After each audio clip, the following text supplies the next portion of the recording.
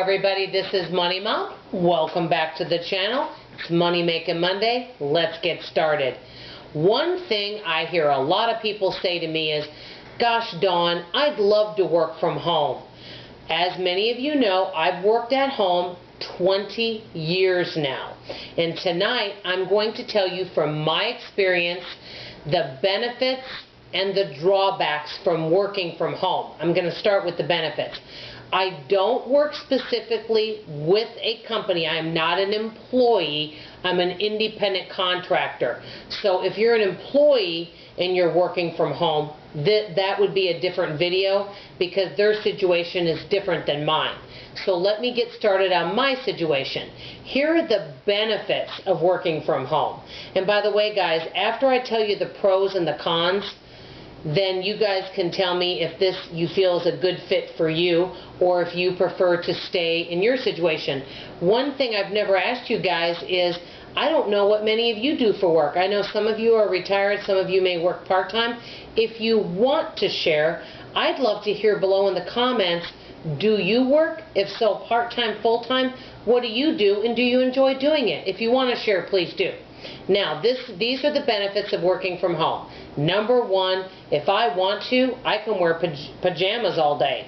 If I want, I can wear anything I want because no one sees me. That's number one.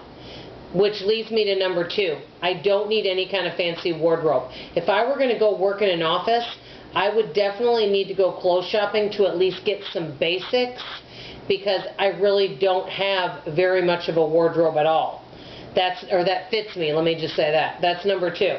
Number three, I can eat at home, which I could do that if I worked out, but I've got the kitchen right there and I can eat at any time that I want.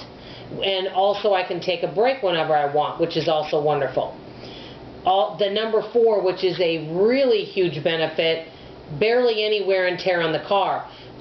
We only have one vehicle, 2014 Toyota Corolla. Now that I'm not doing product demonstrations, and I do miss it sometimes, we are not doing near the driving. So my hope and my prayer is that our car will last us longer than maybe the average person driving a vehicle like this, because there are days that we actually don't drive it at all. So that's a real blessing. Number five, I can get chores done if I want and cook dinner. So let's say a shopper calls me to ask me some questions and I don't need to be looking at the computer at that time. I can get up from my chair and while I'm talking to them I can take out the garbage, or I could wipe down some glass or anything like that, or I could put a load of wash in the washer. So I can multitask with some of the things that I do on the phone and do a few chores, and I can also cook dinner whenever I wish. So that's another one. Number six, flexible hours. I can work at any time. If I want to get up at 5 a.m., I can get up at 5 a.m. and work till whatever time and go to bed early, or I can stay up late and sleep in late. I can work any hours I want as long as the client is happy with the job that I'm doing and I get my work done and I communicate effectively and have good relationships with the clients I'm working with. Number seven, this is the best benefit of all. You can make as much or as little money as you want. As you guys know, I'm a recruiter / scheduler for mystery shopping and market research. If I wanted to, and if someone was needing a scheduler and they felt I was a good fit, I could take on another account if I wanted. My thing is, I don't want to take on more than I can chew, because whatever I take on, I want to make sure that I do a really good job, because these clients expect 100% completion, which I do work hard at getting. So those are the pros. Here are the downsides to all this, working as an independent contractor. Number one, you do have to do your own taxes, which can be a little bit nerve-wracking. I do have a CPA, because sometimes, even though you think you have everything figured out, you don't always know what you might owe. Now, I do pay taxes quarterly, which I've shared.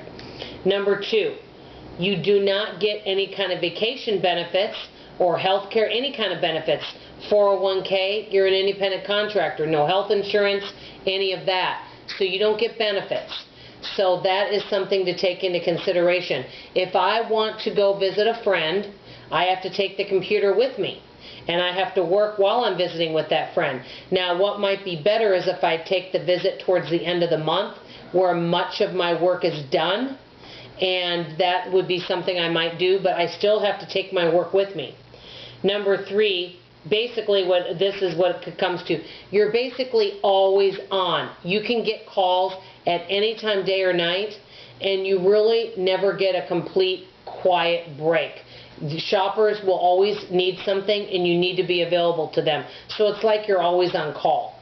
And number 4, basically you can end up working crazy hours because of all the different time zones and when people's sleep schedules are. I've had calls, I've actually had calls 24 hours a day. I've had California shoppers call me at 2 in the morning, and I've had shoppers on the East Coast call me at 4 in the morning my time. So you can imagine.